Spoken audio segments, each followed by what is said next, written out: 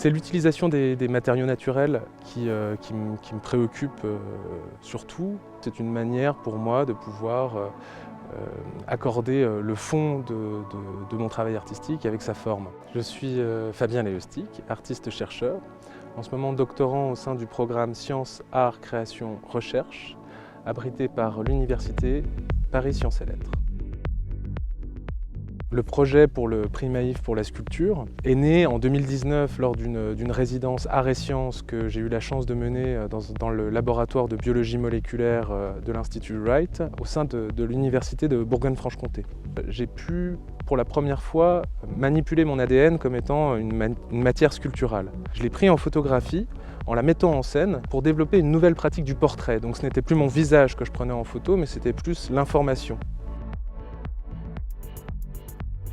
Et donc le projet pour le prix Maïf pour la sculpture, c'est la continuité justement de ces découvertes-là, dans l'utilisation de l'ADN, mais dans une volonté d'ouvrir le projet au reste du vivant, aux autres, aux non-humains aussi, et de répéter cette expérience pour extraire l'ADN d'un maximum d'espèces possibles, pour le rassembler en une seule méduse ADN et créer le portrait d'une chimère qui soit à la fois animale, végétale, fongique, bactérien et pourquoi pas viral.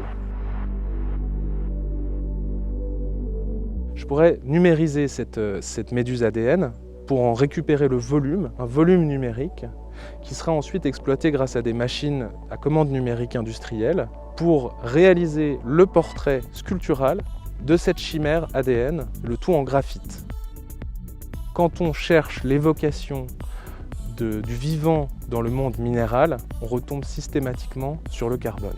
Cette météorite qui représente le vivant, peut-être son origine ou peut-être son avenir, serait une sorte de data visualisation en fait, qu'on laisserait derrière nous.